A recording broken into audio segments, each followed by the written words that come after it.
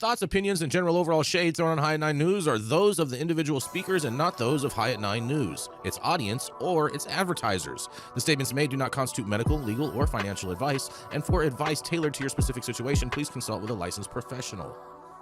Welcome to the High at 9 News Hour, where you will hear from cannabis industry experts and professionals from around the country talk about important topics while shining light on global issues and discussing cannabis as it relates to politics, regulation and reform, data and technology, science, research and medicine, family and parenting, art, celebrities and entertainment, fitness, sports, mental health and wellness, and plant-based medicines and entheogenics. Together, we are building a stronger community, fighting the stigma and creating change. With your host, Jason Beck, joined by special industry expert correspondents from around the country, and daily antics brought to you by Cannabis. Coming to you live every Monday through Friday at 9 a.m. Pacific Time and high noon on the East Coast. And thank you all for getting high at 9 with us.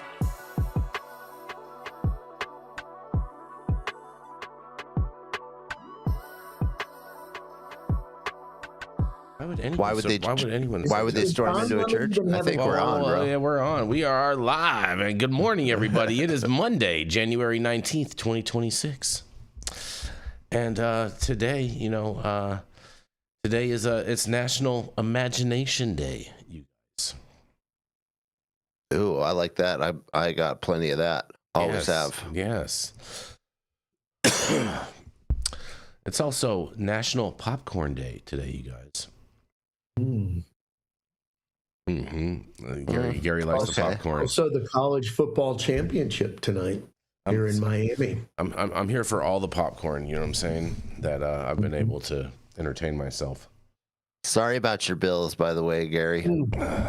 That was a popcorn worthy event. Yeah, they got fucked as always. No, easy there with those. Easy there with those. Oh, right. They got fudged. Yeah.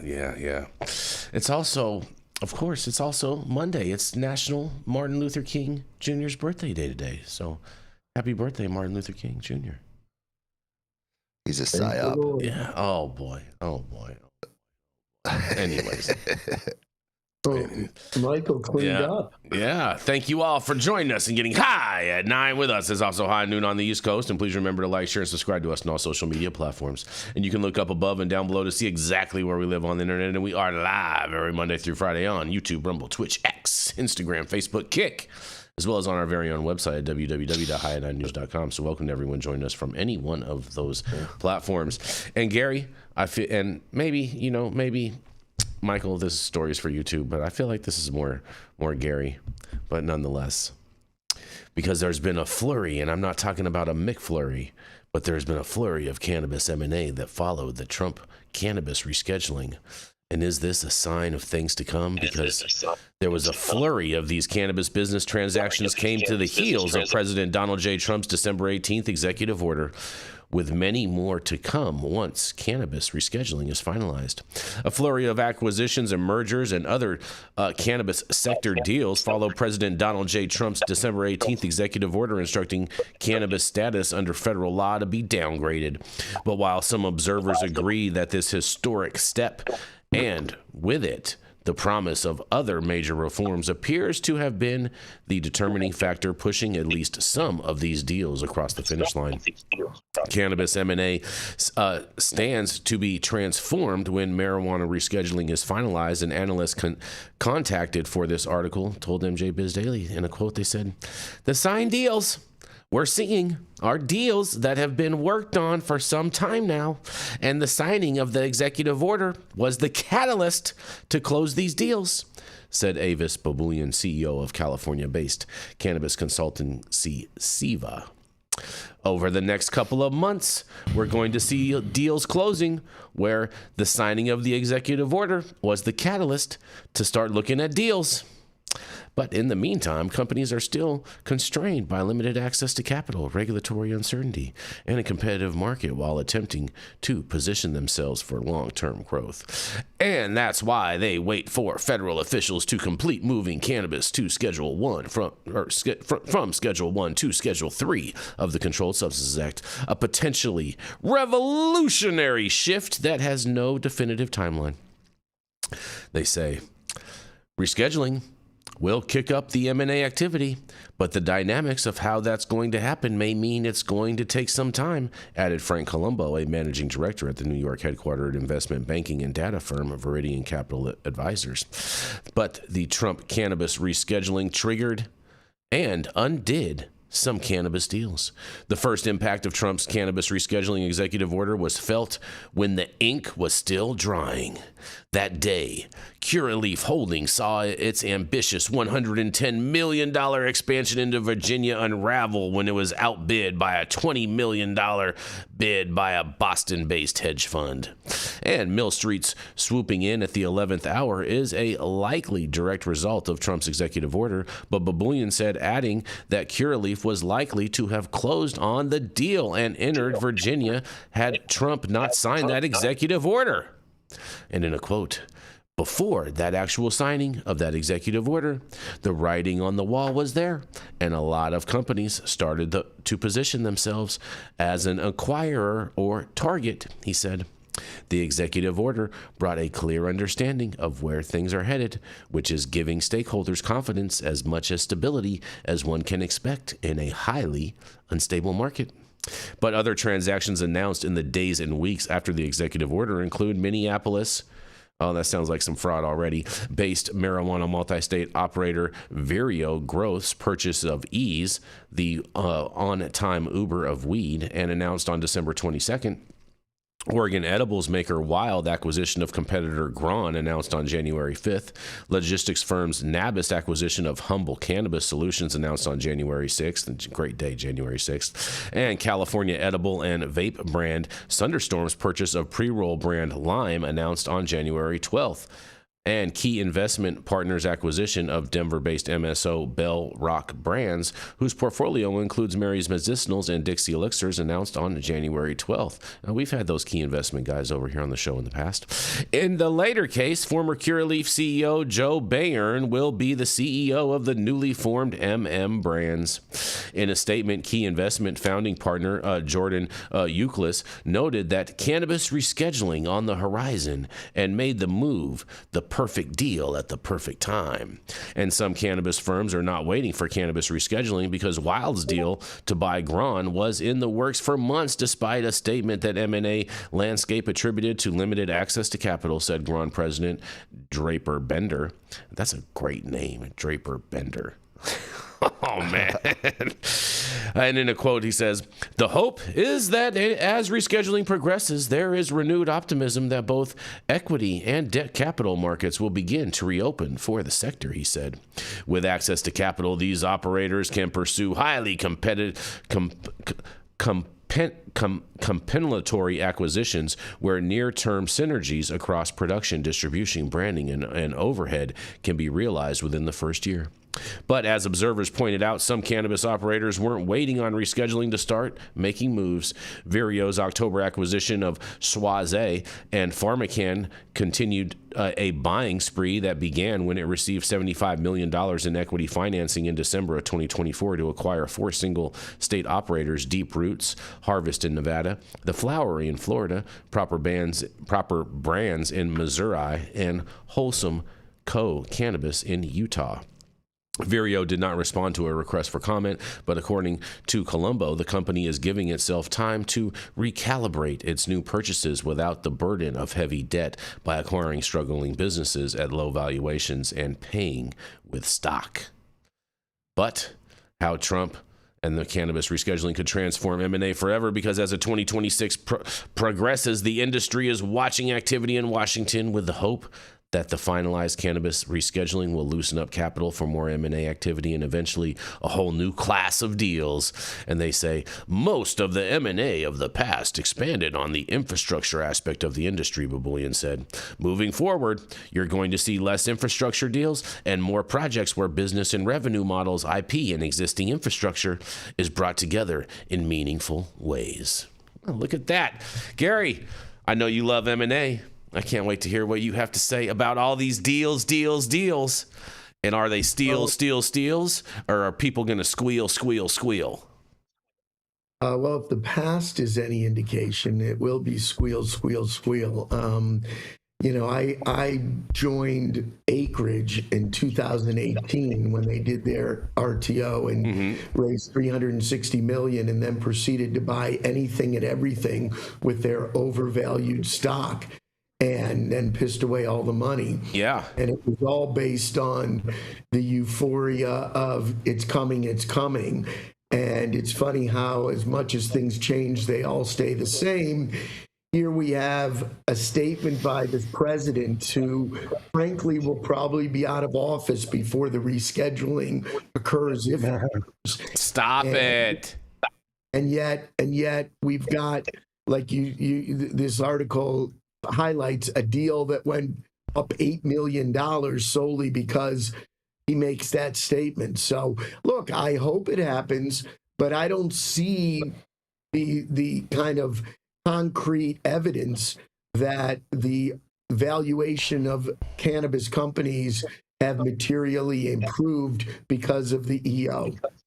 At this point. Now that part I agree with you on. I totally agree with you on. The proof is not yet in the pudding. Everyone is I think everyone is just banking that, hey, you know what, we're all going to get 280E, so everyone's going to be doing better. So now these have a higher valuation. I think it's kind of what they're basing on. And I think that's a lot of speculatory based buying, and financial markets don't tend to generally like that.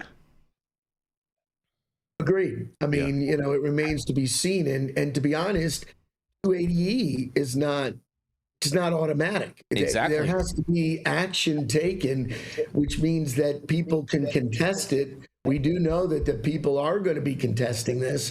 So again, it could happen, but I don't know if it justifies the M&A. Mm-hmm. What do you say? So, I think it's very interesting as to how this all pans out with regards to it, because I think it's what people have been doing for so long now, kicking the can down the road, over evaluating these companies, only to end up finding out that weed gets cheaper and cheaper as the industry progresses. So I think it'll be very interesting. I'm not really surprised by it. I think people want to jump out and kind of sell out a lot of the smaller operators. I think over the years have had that sort of as a desire for them, especially those that weren't necessarily cannabis people before they got into the industry. Oh man, that's a lot of people. Yep. That's a lot of people right there. Yeah, this is very interesting. I'm surprised at the size of these companies and the amount of people that are involved and the level of supposed expertise, and how it seems like they think more is going on than is so far, and we don't know exactly where this is going to go. So especially for the companies that are buying up the other companies, it seems like a really odd decision to make. Like, it's not very wise and it's not very scrupulous, right? So they could really, really end up with the short end of the stick on this. And the fact that they're moving so quickly is it just strikes me as very strange. But I know, a lot of these deals have been on the table for a long time, right? This isn't just like they decided one day. They've been working on them. But the fact that this is the thing that kind of makes it tip over the edge is really odd. Without the rule actually being finalized, and without seeing exactly what is going to happen with banking and with taxes and 280E, and we don't know how the rule is actually going to shape up with these things. So it's really interesting to take these risks. And given the nature of the cannabis industry, who really has the money to take risks? So it seems really interesting. Well, yeah, that's why I was talking about the kick the can down the road. These companies just pushing it out, trying to build. And the question is, was this really Trump's rescheduling that caused this to happen? Because, at least that company, Vireo, they started some of their stuff back in 2024. So it's not like this was just occurring. These deals don't happen in a couple months. Right, exactly. I mean, a lot of these deals have been on the table. It's just interesting that this pushed them over the line and that this is the thing. Okay, hey, to the people who sold and have money in their bank accounts today, congratulations. Yeah, congratulations. Get the money, baby. You're the one who got you got out, you got your money, and you're good to go, To the ones who acquired these companies, I don't know. Who knows? We'll see what's going to happen. If we've learned anything, if you're a seller, get cash. Exactly. Yeah. Right. Well, I was going to say, let's see how much stock these people. Yeah, if they got stock options, they're idiots. Yeah. I have stock options in Canopy that are struck at $25. And they're about to expire. And I thought, that would never happen, that we would get to 2027 and they won't be at $25. I think Canopy's like $1.20. Right. Wow. Oh, yeah. Wow. So we'll see. Let's make it happen. And that'll cause a huge flurry. Let's get this thing rescheduled, man, or descheduled. Did you say that's all part of the flurry? I just happen to enjoy that word flurry, and the fact that McDonald's came out with a dessert around it. I just think it's just hysterical to me. Well, but seems like we had flurries again in Florida this year in this cold. So hey, flurries are better than furries, bro. You know what I'm saying? And on that, we're going to roll into our next commercial, and we're going to be right back.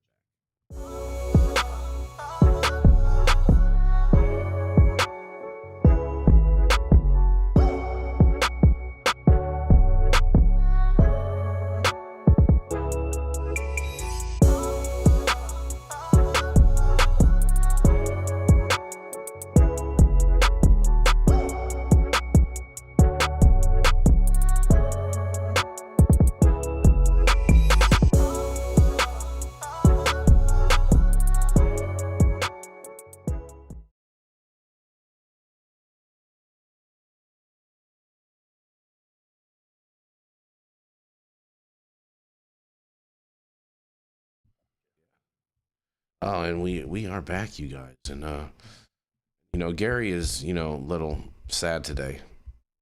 His Bills. My coach got fired. Did he really? Now, a solid, incredible guy. Do you think he should have been fired? No.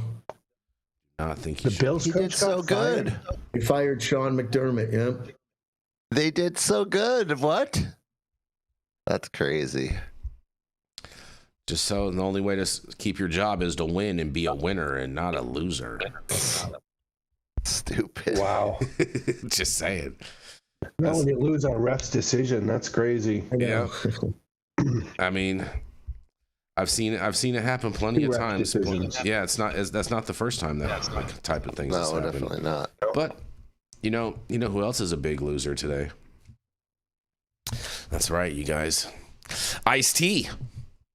And I'm not talking about the beverage. I'm talking about the rapper, because his New Jersey marijuana store closes amid a lawsuit. And the celebrity cannabis struggles continue, because the 5,000 square foot facility was the second location for the Medicine Woman following the flagship store in California. A New Jersey cannabis store co-owned by actor and rapper Ice-T and former Playboy playmate abruptly closed earlier this month, less than a year after a highly publicized launch. The failure of the Medicine Woman in New Jersey has sparked legal action, which the shop's landlord filing a breach of contract lawsuit alleging unpaid bills, according to the Jersey Digs. The regulatory challenges blamed for cannabis shop closure and celebrity-owned cannabis brands have had a mixed results.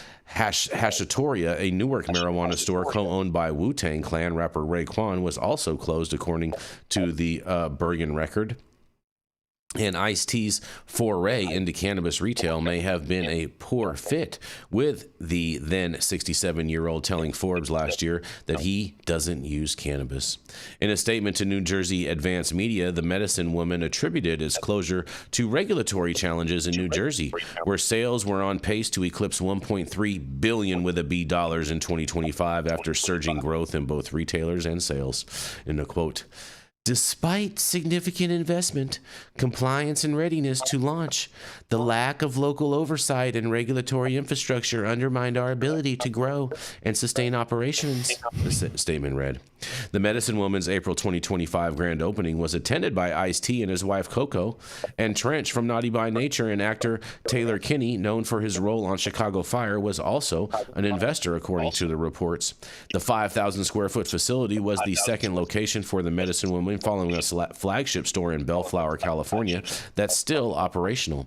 And lawsuit alleges that Ice-T's cannabis store didn't pay its rent before closing, and the business ceased operations shortly after the new year, and the property owner filed a lawsuit against the medicine woman and co-owner Chris Barrett, alleging breach of contract.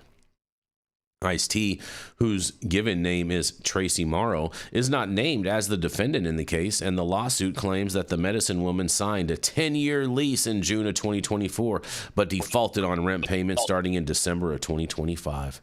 The suit also alleges unpaid bills totaling $63,597 and a $51,392 mechanics lien filed by Elise in Digital Surveillance and Management, with the landlord claiming the medicine woman is responsible for the lien under the lease agreement. Celebrity Cannabis, though, is still struggling in New Jersey, and it's the second lawsuit filed in New Jersey against a cannabis business connected to a celebrity since September, when former Patterson Mayor Joey Torres sued a company fronted by Whoopi Goldberg over unpaid back rent. Whoop Fam claims Torres' team misled it when they claimed the property was properly zoned and approved for a cannabis business. Well, New Jersey, one big, one of those types of shows, and I can't wait to hear what you guys have to say about this. Celebrity brands almost never work. Like 99% of the time, they fail in cannabis over and over and over and over and over again. You cannot build a brand just on the back of celebrity in cannabis. It does not work. I don't know why people still think it will work. It's failed so many times. There's only one brand I can think of that really has done a seemingly pretty good job. I can't see behind the doors, and see what's actually going on.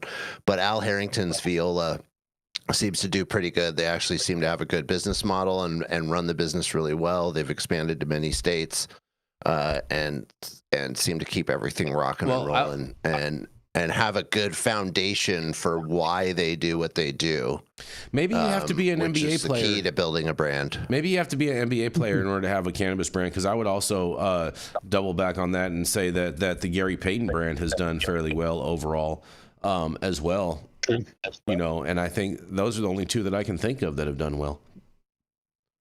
Well, yeah, I agree. I mean, I've seen a lot of these come and go. I mean, you see that Tyson and Tyson too are suing their partners because they oversold the ear gummies or whatever they were selling. But isn't the Woods doing well though? Isn't that one of the ones? I mean, it's but it's not branded around the celebrity of Woody. It's right. That's the thing. It's like Woody is technically the Woods. It is his name. It is, and he does advertising for it. But I'm saying I've been there, and they've got a craft store. It seems like it's really they found an edge. I'll say. You're right, Gary. There's that is another one, but. My point is that if we were to really just kind of go back over the last 10 years or even 15 years and list all the celebrity brands that have tried to launch and failed miserably, it's gotta be 99 to 1. I mean, it is just such a graveyard out there, and people need to realize that's not the thing that's going to make your brand work. I talked to if you look at these brands, like even the Woods, or Gary Payton's or Al Harrington. And I know Al Harrington's really well, Viola super well, because I've met him and gone through all of their stuff because I was very curious. There's real stuff under there. Like for Al's brand, you know, he got in this because his grandma had sickness and he started giving his grandma cannabis, and his grandma's name is Viola. So that was the initial spark that sparked the story of him starting that, because he actually had a real reason to do it. And it takes that. You can't just do it on a name. So, you know, Jesse, I'll go ahead, Michael. I was going to say, you know, and I talk about it with the groups that I work with a lot, but I just don't think branding is there yet in the industry that much on an internal level and stuff. I really very rarely hear anybody like, oh, I want to get this brand of this or that. It just doesn't happen. People go into the dispensary, see what's there, see what's available, and they go. But I don't really think there's brand loyalty yet in the industry. Well, for very few high, you know, people who are connoisseurs who've been using for a while potentially. But I mean, you know, it comes down to like Snoop Dogg and all this stuff, you know, like his favorite strain is Pink Zaza or whatever. If it actually is quality, maybe, but the fact that they're involved doesn't, you know, Lil Wayne, all these guys have tried it and it seemed like a good idea. But in cannabis, there's so many challenges to making money as it is, and I'm not sure that you're going to make money just because somebody's there. Now, maybe if Ice-T was like working the dispensary and you got to meet him or some bullshit, you know, I don't know, but you know. Well, you know, here's the thing. Here's the thing. I talked to someone that does focus on celebrity brands, and they were telling me that a lot of their model in figuring out what celebrities to work with as far as with branding and whatnot is based off their overall following. And they're like, hey, if they have 30 million followers nationwide, right, who follow them, and if they can get, you know, anywhere from, you know, 10% of those people to purchase something, and that's what they base their numbers off of. It's silly. Right? It's silly. It's not enough, and it's not long term. That might work in the short term, and you might get some sales, and you might get some advertising runway out of that for a minute, but it's not going to create anything long term. Like I said earlier, there has to be something real in the branding that really connects with people. That's why Al Harrington's Viola works. There is a real story under the branding that actually is the foundation of that brand that connects with people. In Lemonade. And it's Al's motivation too. If you talk to Al Harrington, he's motivated by the fact that he was able to really help his grandma. Like, it's a real story, and he's really motivated by it. It's a real thing. So it motivates him to be super involved with the company. And that's the other part is Al, the part of the reason that Viola is successful is Al is really in the business, man. And he's really working it, and he's traveling, and he's going to shows, and he's meeting investors, and he's meeting people, and he's making deals, and he's doing it every day. It's actually his love, and he really is in it. You know, and if that's not the case, if you're just trying to slap a name and use an Instagram following, it's just really not a good idea. Well, I mean, one example that I've been involved with recently is Willie Nelson's hemp-derived beverage, and Willie's really put his not only name as he can. I mean, they're wheeling him out at his concerts this summer. You got a autographed something from Willie if you went online and bought a bottle of the HD9 beverages. And I think that the company was certainly selling a lot of beverages, but the company is challenged. It's still a block and tackle. You still have to, it's a very complicated business, and that was in the hemp space. You know, in Lemonade says that price loyalty exists and customers could care less. They want the cheapest. And then Steve Blessingham also in the chat, he says, I was in line behind a lady about 2 weeks ago, and nothing the bud tender did, said, or anything else could get this lady to look at anything other than Stizzy Blue Dream, it was pretty funny. Yeah, that happens. I mean, you'll have somebody who I've seen that too. It's typically somebody who's not super knowledgeable about the cannabis industry, and then they have a bunch of bad experiences with weed, and then they finally have a good experience with one particular strain or one particular brand, and then they stick with it. Fixated on that, yeah. It's the only thing that works for me. I've seen that happen so many times to people. Yeah, exactly. That's what they say. They're like, it's the only thing that works for me, and it's like, well, okay, you think that, but go ahead, Yep. So, well, this was fun. This was a fun story. We're gonna keep this train rolling. We're gonna roll right in to Mr. Michael Minardi. Michael is an attorney out in the great red state of Florida who's been helping cannabis advocates, patients, businesses, the hemp space, and the tree space all navigate the complex regulatory framework that the cannabis industry is forced to operate on for the last 20 years. And you can find him at his own law office at Minardi Law. It is none other than Mr. Michael Minardi. Good morning to everyone on the West Coast, and happy high noon on the East Coast. I am getting to this article right now. DeSantis's agency order to election supervisors could damage Florida marijuana referendum effort. DeSantis is back again using his corrupt politics in order to defeat legalization in Florida. A state agency under control of Governor DeSantis has issued 11th-hour instructions to local officials that could hamper efforts to get a referendum to legalize recreational marijuana on the 2020 Florida ballot. Last week, Secretary of State office, which is run by a DeSantis appointee, issued a directive to the state's 67 county supervisors of elections that complicates the process for verification of voter signatures needed to qualify referendum. It gave instructions that several supervisors' elections said aren't backed up by state statute or case law established by previous court decisions. The directive included a final sentence that grabbed attention of its recipients. Please note that the Attorney General's office is copied on this email. Calling Trump and creating a war chest.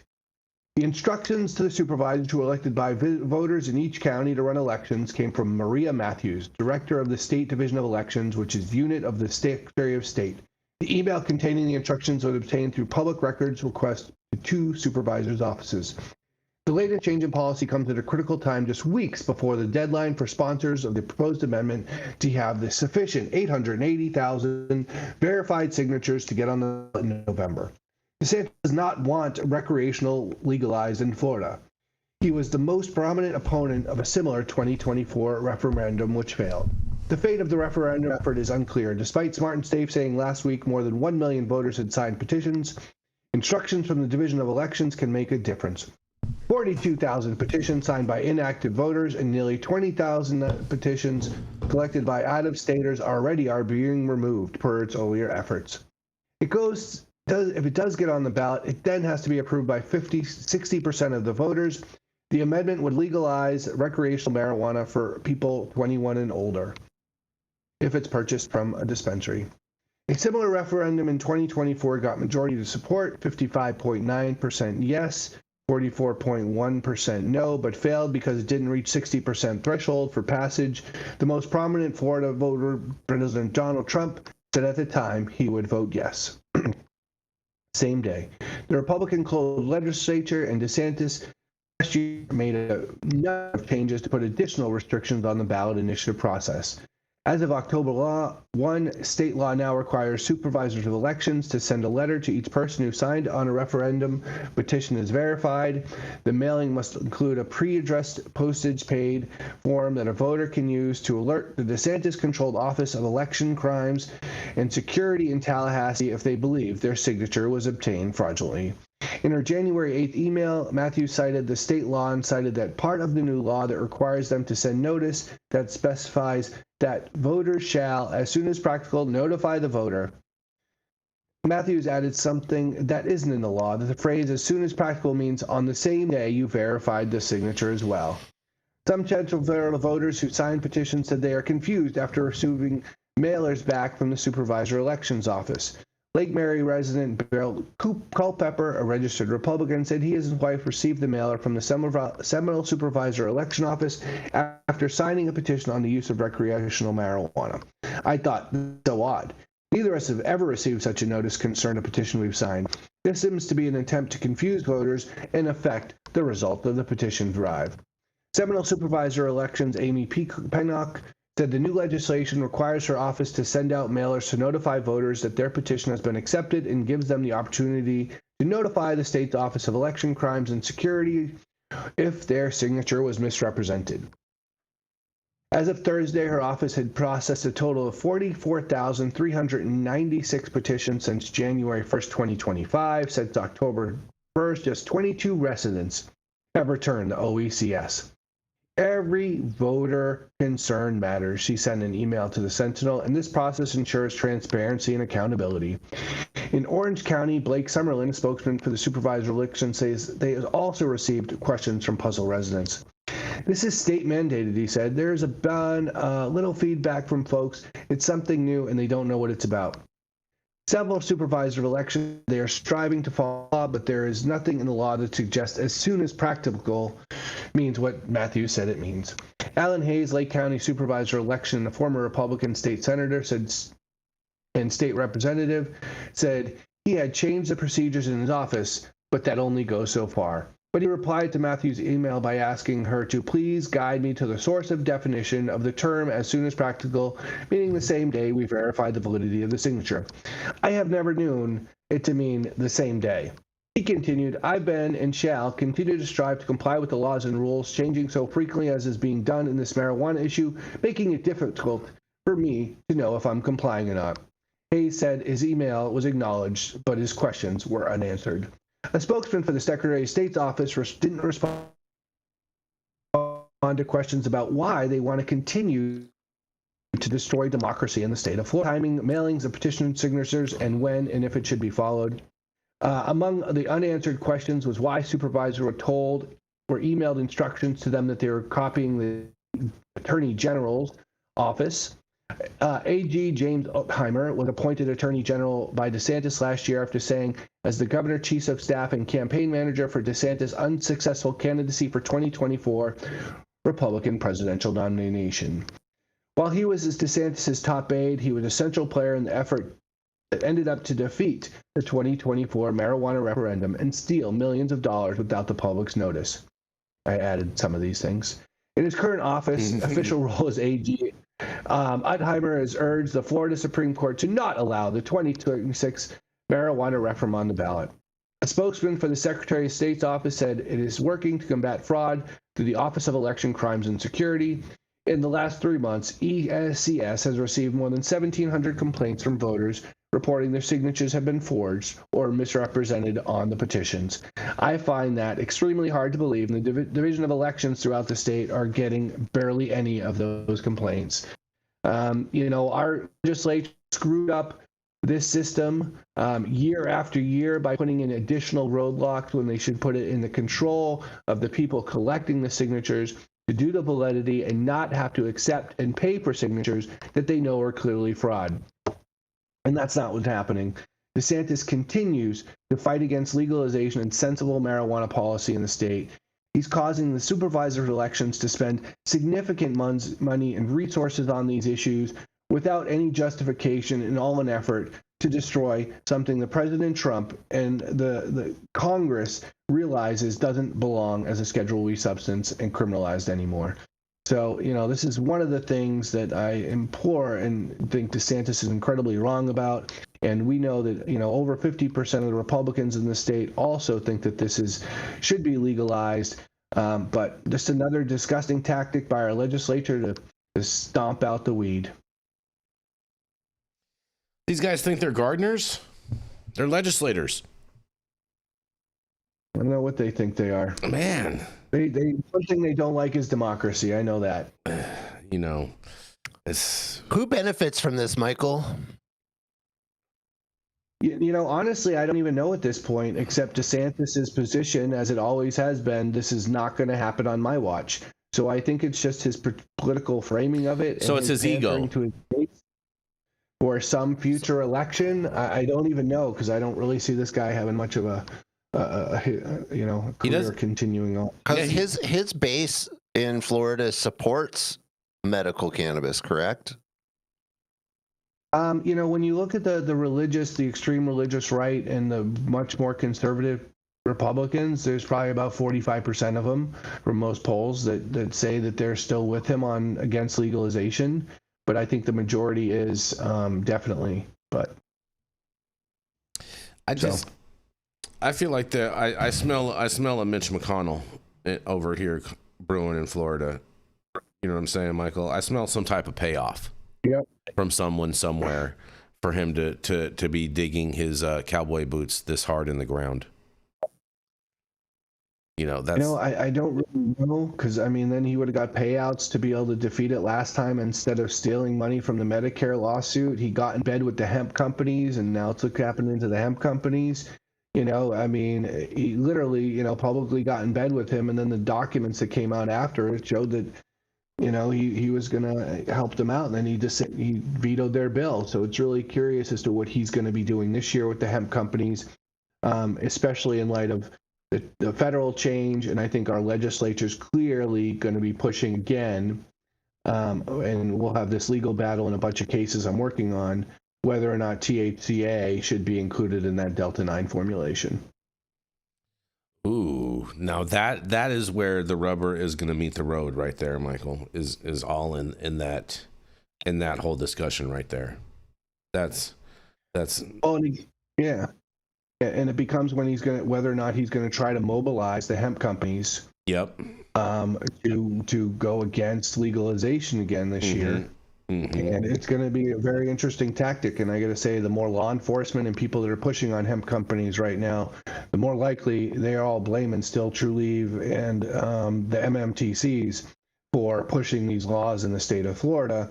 And at this point in time, it's Wilton Simpson's Department of Agriculture, and they're destroying hemp companies right now. Mm-hmm.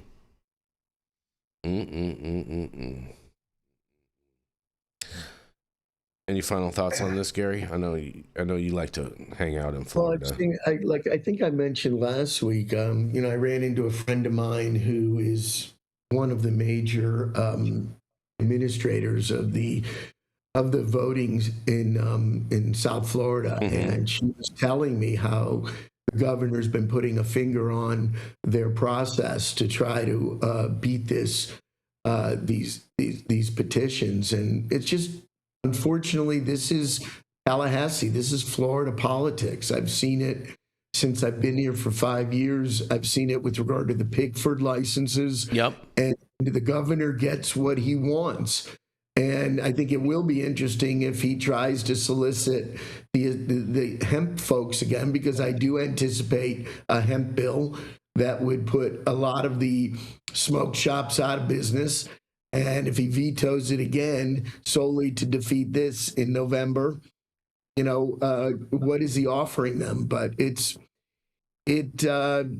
unfortunate, is what it is. But when you're the king, you can do what you want, and Ronnie D seems to do that. Interesting choice of words there, Gary. Interesting choice of words. He's walked into before legislative sessions into his Republican House in Congress and said, "Listen, follow me and get dinner." Say that again. He said what? I've heard he's walked into pre-sessions and basically put our Republican legislators straight to fall, get in line with him. And up until last year, when he tried to do the special session with regards to multiple different issues on it, that they fought back against him. That was kind of the first time I think we've seen any sort of pushback against DeSantis. And then obviously I believe that investigation with regards to them pulling the money from the Medicare settlement that we got is still ongoing as well, and they keep on finding damaging information regarding that. I mean, maybe we need to send what's that one kid, Tyler, out to Florida to investigate this Medicare fraud going on out there. Maybe. Well, it was a settlement. Yeah, it was a settlement that our state got from a lawsuit, and DeSantis then ended up allegedly, taking $10 million of it that went into his wife's organization, and allegedly used some of that money for all the fraudulent commercials and things like that their campaign was putting out against the No on the legalization amendment last year, or 2 years ago. Jesse, lots of Florida mans going on out there, Jesse. Lots of Florida, man. Well, on that, just Florida, we hope you get it together, and we definitely want the will of the people to be upheld out there. And I know a lot of people in Florida want that same thing. So hopefully they can, hold the line against Governor Sanctimonious out there. And on that, we're going to roll into the guy that really runs Florida's commercial that is now airing on Fox News. That's not playing. Do-do-do. Da-da-da.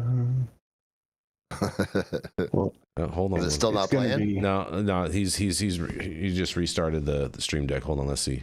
Rescheduling cannabis, which was classified as more dangerous than fentanyl. Trump's action will destroy the cartel's illicit black market, expand medical research, and ensure seniors and veterans safely receive the care they need. Thank President Trump for delivering on another America First promise. Anybody with criminal charges in the state, Really? for any drug charges. Oh, that's going to be real interesting. Well, stop whatever you're doing. Make sure you smash that like button. I know we'll appreciate it. You'll appreciate it. And YouTube will appreciate it. Also, make sure you subscribe to the channel if you're not subscribed already. And all the articles that we cover on today's show, you can read directly on our website at www.high9news.com. And also, please make sure that you are following us on X and Rumble, as those are the most stable platforms out there. Under President Trump, America is back. Trump's delivered the largest tax cut in history, putting more money in our pockets and restored America's economic dominance. Promises made, promises kept. Now it's time to fulfill another promise from President Trump and reschedule cannabis, which supports over 400,000 jobs and creates billions of dollars in economic growth. Reschedule cannabis and stack another win, Mr. President. America First Agriculture Action Inc. is responsible for the contents of this advertising.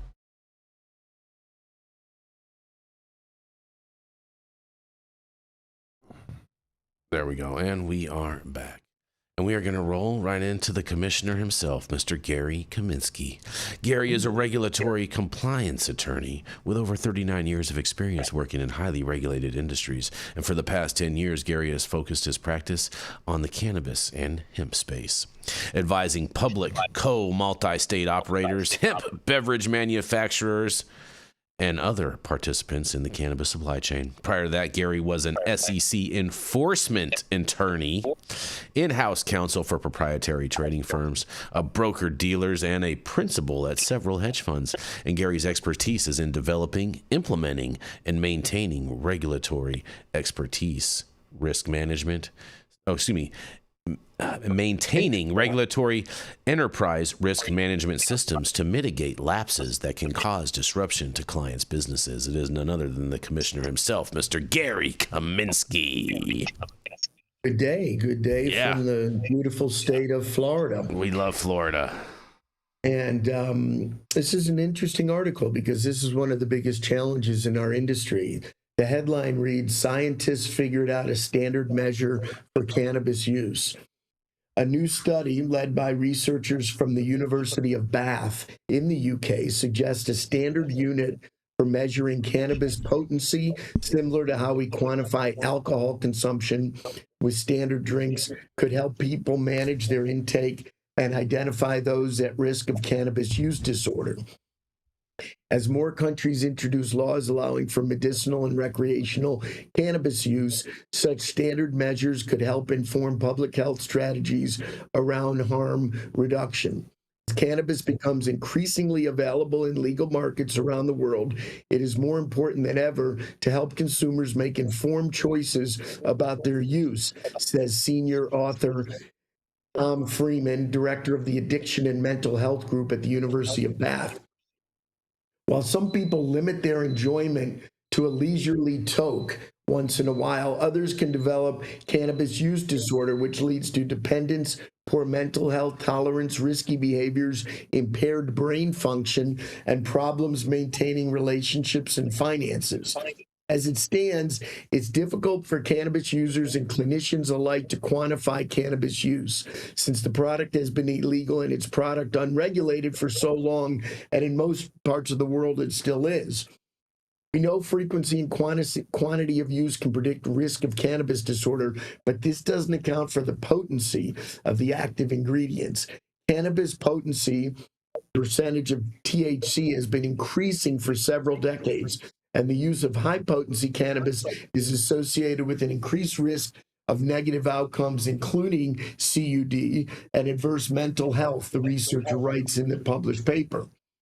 Reviewing data from 150 London-based adult and teen cannabis users collected across a period of 12 months as part of the 4-year CanTeen study, the team estimated the drug's potency as standard THC units. Unsurprisingly, not all joints are created equal. For instance, a 0.45 gram joint of strong herbal cannabis might contain 12.78 standard THC units, while a weaker seeded herbal cannabis can contain just 3.78 THC units, according to new estimates.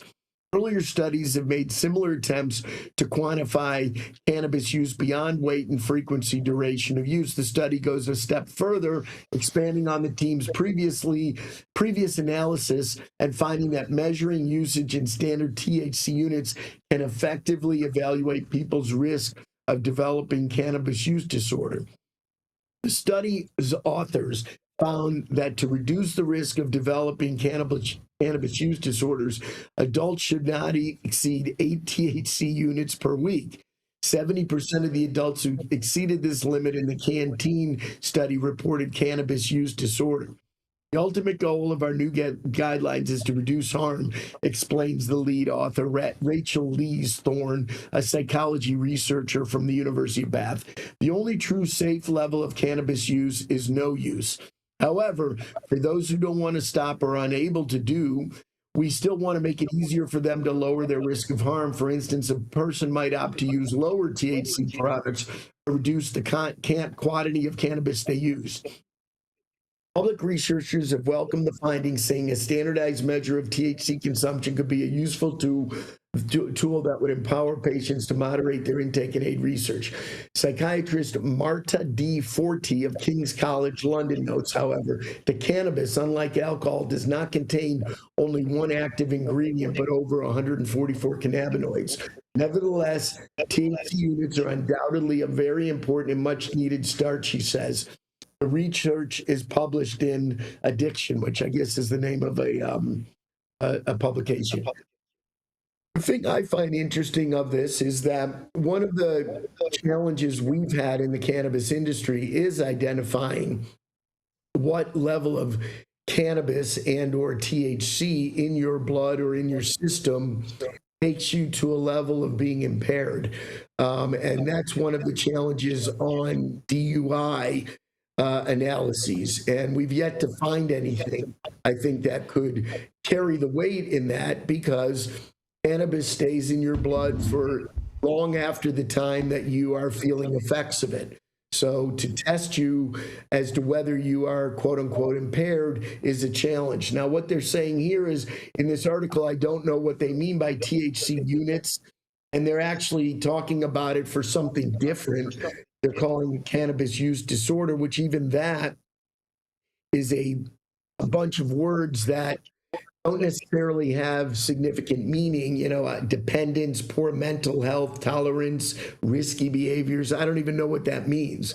But it's nice to see that people are actually trying to figure this out. The problem I have with the main gist of this is that this person's quote saying the only the only truly safe level of cannabis use is no use.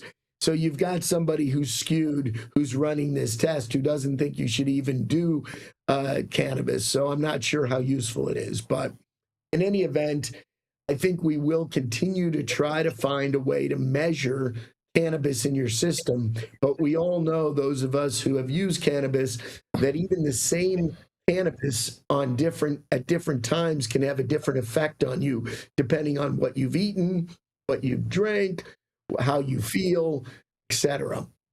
So throw it out there, guys. Yeah, Gary, I got all kinds of response here. Go. First of all, this study was funded by the UK government. So, and the UK government is one of the most prohibitionist anti-cannabis governments out there. So they already have a bias, 100% have a bias. Second of all, this study, I went and looked at it.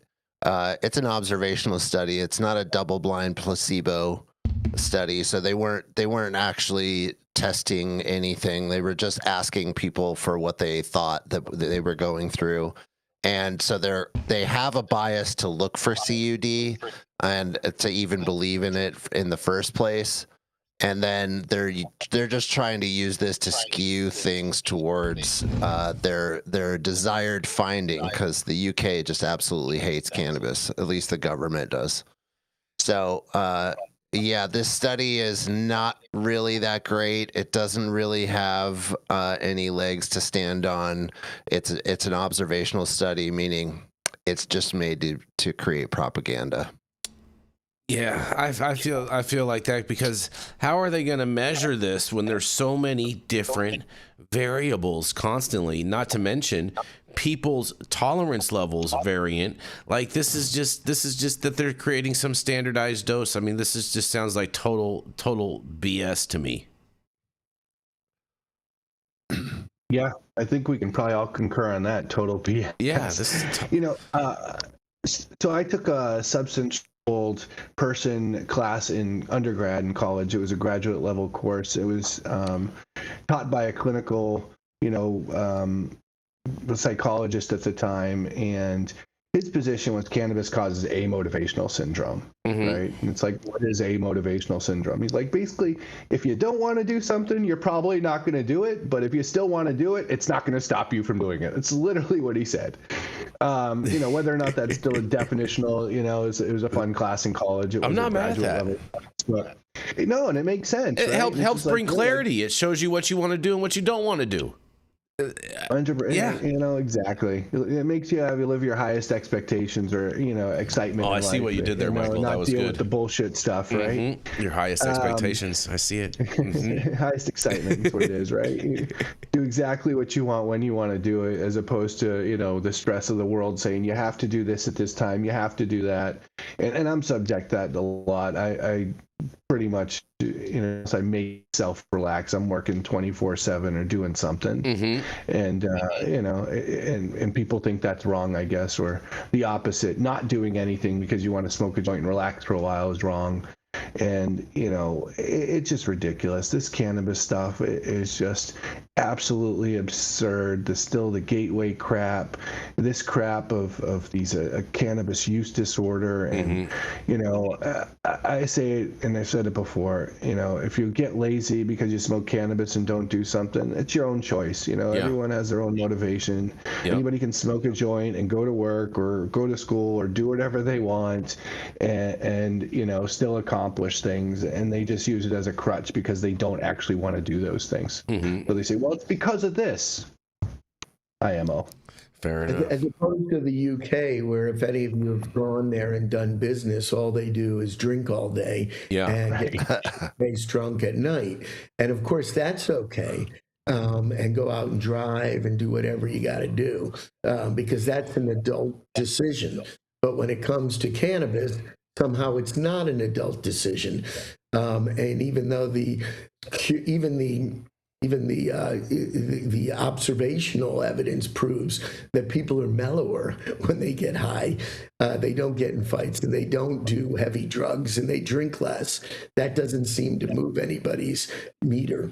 Well, I used to love when I used to do the Silver Tour, and I still got to get that back up and going. But the best thing was talking to all the seniors and be like, don't you think you're old enough to make your own decisions at this point in life? You know, and these were all seniors. So, and we know the senior community is now coming more onto cannabis than ever before.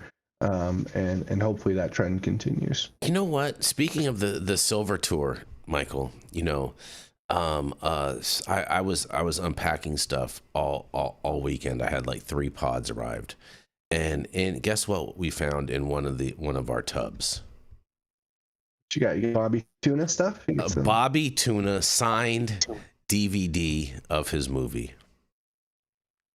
Square Grouper, baby. Yeah. So shout out to Bobby Tuna, man. Rest in peace. And on that, we're going to roll into our final commercial, and we are going to be right back.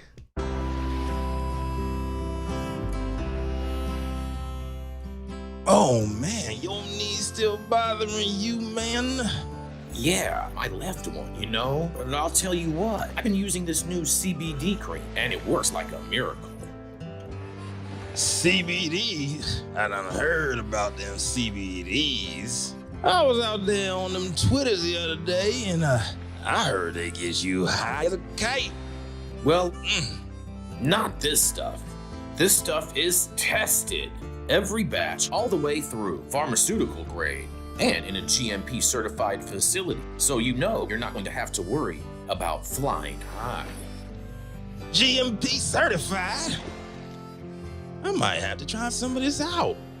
Where I'm even find this? You go directly to aimhighhemp.com and they will ship it to your door right away. Test it. It's not a name, it's a promise.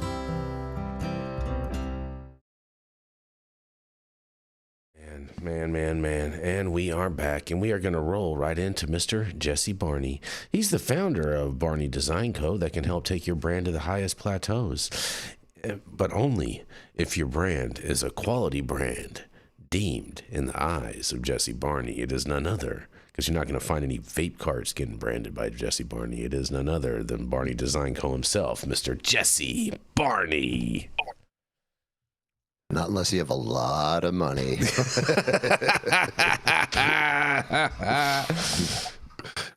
So there is a price. There is a price. Everything can be done for the right price. All right, there we go. Yes, the capitalistic motto. 100%. Yeah. So my story comes out of the Marijuana Herald this morning by our friend Anthony Martinelli.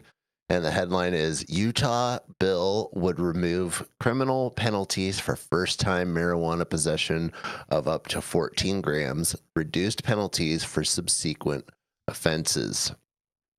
Legislation filed yesterday in the Utah House by State Representative Grant Miller would reduce significantly criminal penalties for people caught using or possessing small amounts of marijuana, continuing a gradual shift away from harsher enforcement for low-level offenses.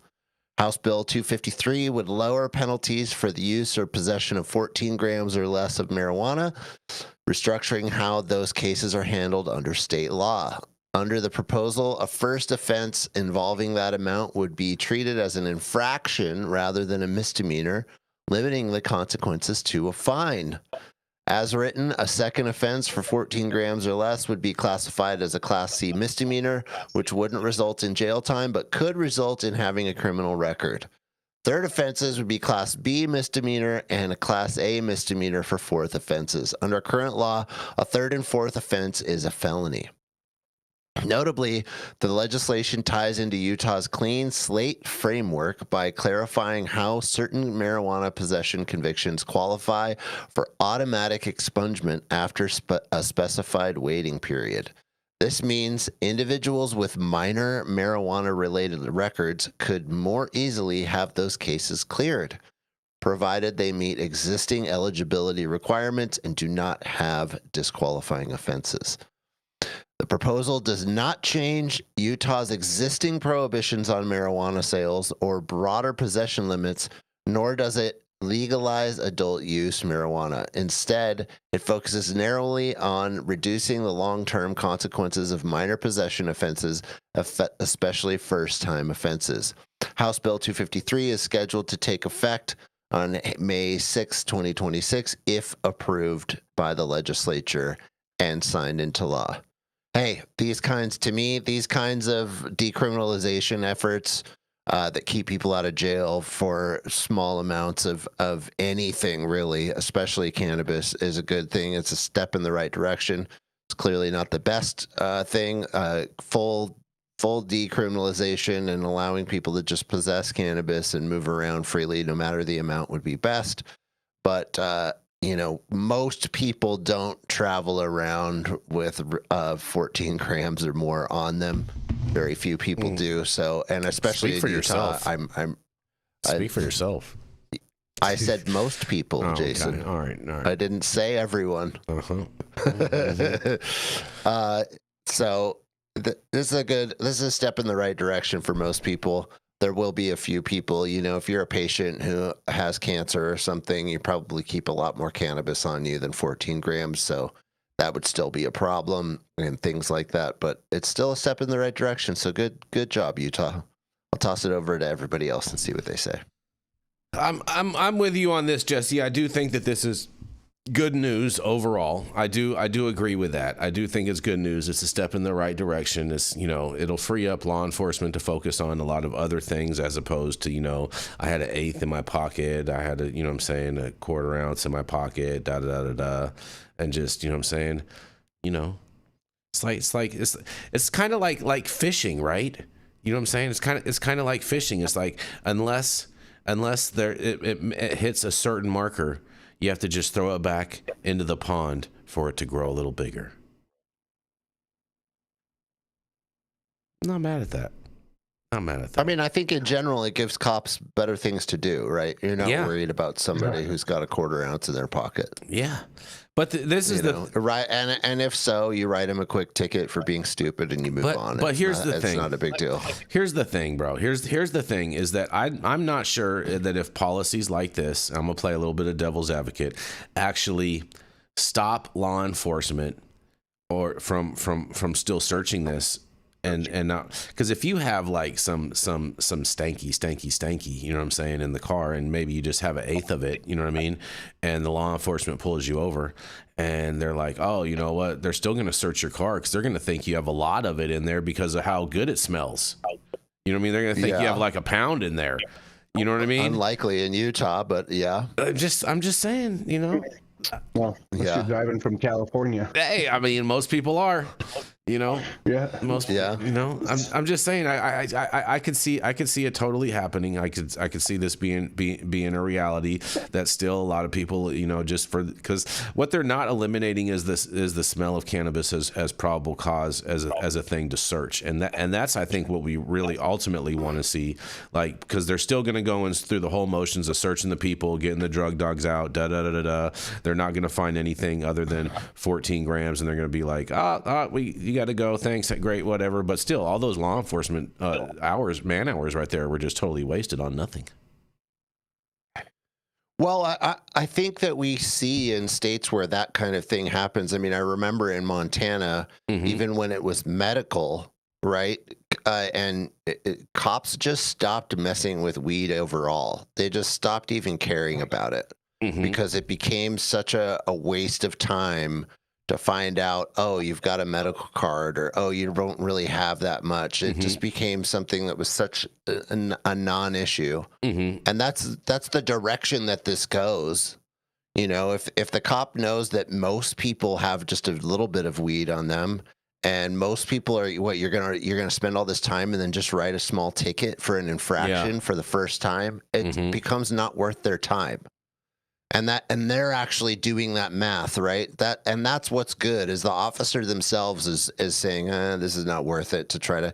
I smell the weed, but it's not worth it. It's probably their first. They'll look up the name and go, do they have an infraction before, right? And if they don't, if they got priors. Yeah, and if you do, if it's your third time getting busted for weed, then they're probably going to mess with you, right? You know that as soon as you get blurped. Yeah, so those cops moved to Florida. They're definitely still busting people, no doubt. It's interesting you say that, because just on Friday, I was eating at a Jersey Mike's, and there was a Florida Highway Patrol guy eating next to me. So we start chit-chatting, and he tells me he's been on the job for 37 years. I'm like, wow, you must have seen a lot of stuff, and blah, blah, blah. So finally I got up to ask him, I said, let me ask you something. If you're driving down and he handles the Sawgrass area, if you're driving down there and you see some guy smoking a joint, are you going to pull that guy over just for smoking a joint? So he tells me a story about, first of all, he says, if you're in front of him, he can smell the joint because it's coming through your air conditioning to his air conditioning. So he knows that you're smoking it. He said, but I saw this guy driving crazily, and he was just kind of out of control. So I pull him over. I look in there, and the guy says, I have a loaded weapon with 50 rounds in it. I just want you to know that I have a license for it. And the cop looks at the guy and says, let me ask you something. You got a loaded weapon with 50 rounds in it. You're driving like a maniac and you're smoking weed. I can smell it. I have to search your car. And he found like a, like an a little baggie of it. And I said, what did you do? He said, I gave him a ticket for driving crazy. But the reality is, the cost to me of the paperwork and everything else to deal with the marijuana is hardly worth it. So it tells me that as long as you're not shipping pounds, you're likely not going to get into trouble because it's just not worth the hassle. It's the same thing that happens at TSA, where I've gotten pulled over, so to speak. I was profiled, whatever. You got through into secondary. And they look in my bag, and they find all this weed, and the guy takes it all out, and he puts it back, and he finds a lighter, and he takes my lighter and says, I got to take your lighter. See ya. It's just, that's my experience. I have a question. Did you ever have them? Gary, you're a criminal lawyer. Oh, are these all white people? Gary, did you ever? I didn't ask the guy if he was white or not. Gary, did you ever, when you get stopped by these TSA guys, did they ever start wiping down some of these packages for explosive material? When they pull out their little swabs and they start. Not on my weed. No, I've had them do that to me. I had to tell them it was already the bomb. I'm sure that went over well. Oh, it went over great, bro. It went over great. You know what I'm saying? I got good delivery, Jesse. You'd be surprised. Because I already. The only time I've been messed with was in TSA. I had a bunch of weed in my backpack, and it was right next to my laptop, and they pulled everything out, and the TSA officer goes, "You can't have all this organic material next to your laptop. You need to separate." Man, love it. It's not their mandate. You know what I mean? It's not their mandate. It ain't worth their hassle. Even though we've been seeing these articles on the internet that are answering the question, if you buy gummies in Colorado and fly to wherever, is it legal? And they're like, no, it's illegal. Yeah, they're going to technically not. Plane for gummies. It is illegal. It is illegal, and so they want to keep the course of the public narrative. But that's just kind of what they do. They want to keep the narrative going. So then that way, not everyone is doing it. Maybe 50% of the people are doing it. You know what I'm saying? Maybe you don't want to do it in Russia, and that's a different story. Russia. Yes, I mean I could think of a lot of other places I wouldn't want to do it at. I had a buddy allegedly flew into Mexico. He had, I guess, like 14 grams on him. He thought it was legal there, so he brought it in. They ended up shaking him down for $1,000, I think, and let him go. So. Yeah. Well, yeah, if you're going to those types of countries, generally you can just, break them off some cash. I find it interesting too. I guess it happens to be a thing. I guess TSA agents are kind of like blind to just the color green. Maybe they're all colorblind. Because we just had this whole thing in Minneapolis where people were flying out of the airports with millions of dollars in cash every day, and TSA never said anything about that either. So I'm wondering if they're just blind to the color green. I mean, realistically, when they go through radar and stuff and you're going through the radar machine, I mean, it's not really picking up those things individually. Cash, it would, but how can they separate? It's not. This looks like cannabis. Oh, no, they can't. They can't. It just, because how those sensors are triggered is because it looks as just like any organic substance. So like food or anything else like that. The one thing you cannot fly with, though, do not fly with a jar of peanut butter in your bag. You will get messed with heavily, because peanut butter is the same consistency as plastic explosives, and so you do not want to fly with peanut butter in your bag. All right, traveler tip, you know what I'm saying, for you guys. But on that, I have some good news to end the show on today, you guys. Let's go. Are you ready for this? Kentucky lawmakers file a bill to expand a list of medical cannabis conditions and allow home grow, you guys. Look at that. Legislation filed today in the Kentucky House would make sweeping changes to the state's medical marijuana program, including allowing registered patients and caregivers to grow a limited number of cannabis plants at home. As filed, the legislation would significantly expand patient protections and access under Kentucky's medical marijuana law, and one of the most notable provisions would allow registered adult patients to cultivate up to 3 mature marijuana plants and 3 seedlings in their own residence. Oh, wow.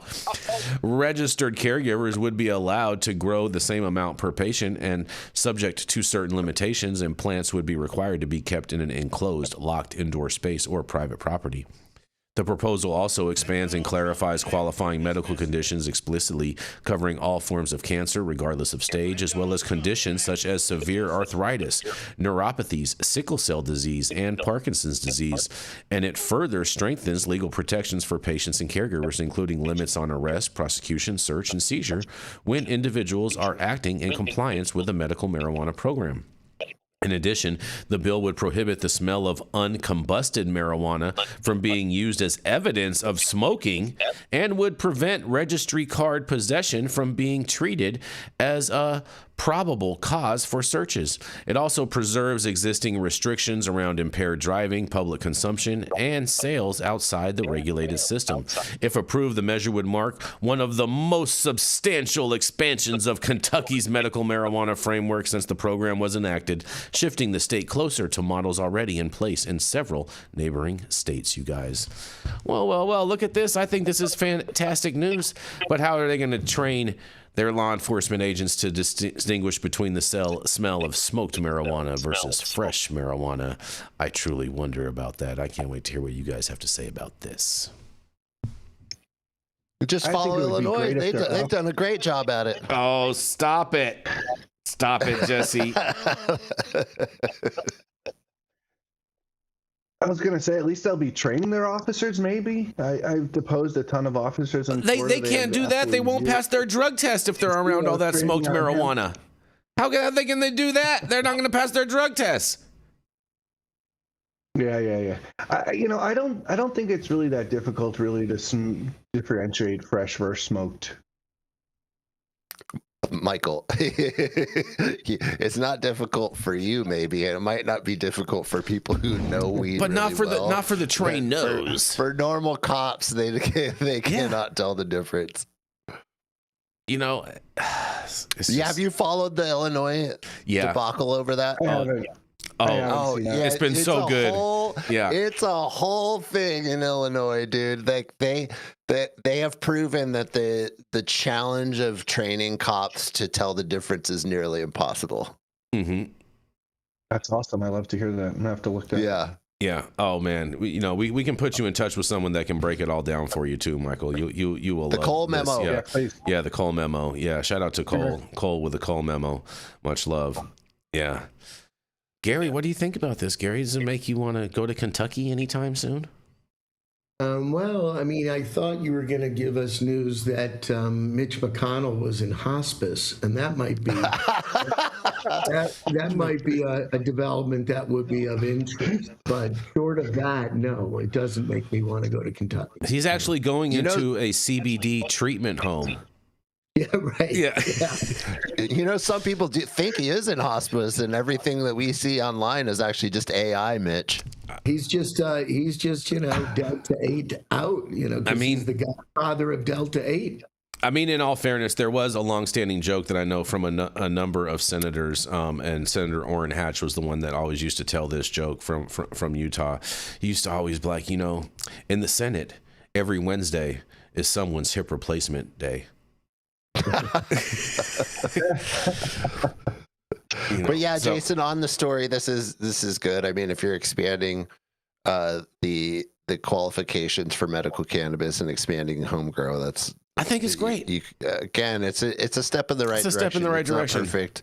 It's not what we really want, but it is a step in the right direction. And although go ahead, Gary. Interesting that in a state where hemp is such a major crop that they're willing to do this for marijuana, but they're doing everything possible to eliminate the one thing that keeps the state in green. Well, so to speak. I wouldn't say that the state of Kentucky is not doing it. It happens to be the actions of Marijuana Mitch and the bourbon industry in particularly.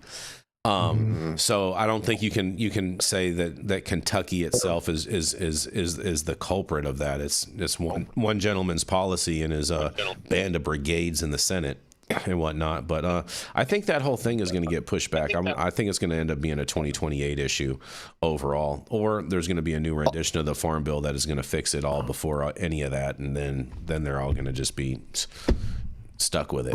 Rand Paul, who's from Kentucky as well, he was on the Joe Rogan podcast last week, and he spent, 30 minutes of the entire podcast, which is quite a long time, talking about cannabis and hemp. Yeah. And he clearly showed that he's actually really knowledgeable. He is. He knows the industry very well, and he's like, it's my mission to fight for this because there's huge farm industries in Kentucky that are reliant on the hemp, and he's not going to let it just die. No. So it's pretty interesting to see a senator like Rand Paul go so hard in the paint, and it gives me hope, and I would encourage everybody, you should go watch it. It's pretty interesting how educated he is and how much he knows. He's not perfect. He stumbles on some things and doesn't know exactly what he's talking about, but he does a pretty darn good job for a senator. And final note, I mean, he says he's been hitting the AG about this executive order and about the hemp stuff and trying to get things talked about and done, and he says he gets no response from him and Bondi. Oh, yeah, well. Oh, surprise. Interesting. Yeah. Interesting. I will say, I can say that I think a lot of the hemp farmers are very disappointed with the Kentucky government at this point with regards to, at least seemingly some of them felt like they were sold a bill of goods, that they were going to be kind of getting preferences for those medical licenses, and pretty much all of them got shut out. Now there's a story right there, Michael. Now that's a hot story. We would love to cover here on High at Night News. Man, hopefully someone's going to write that up so we can cover that. That would be great. Well, and on that, I guess, thank you all for joining us and getting high at 9 with us every Monday through Friday at 9 a.m. Pacific and high noon on the East Coast. And big shout out to our audience and supporters for tuning in daily and listening to the insanity that is the developing cannabis industry. Huge thank you to Catalyst for helping us keep the lights on over here. And thank you to our correspondents for being absolutely amazing, you guys. And thank you to Cannabis Sativa L for giving us a reason to do this every day. And thank you to Cloud Media Partners, Elias and Gabriel. They're somewhere in the metaverse. And thank you all for tuning in and getting high at 9 with us. We are America's #1 daily cannabis news show.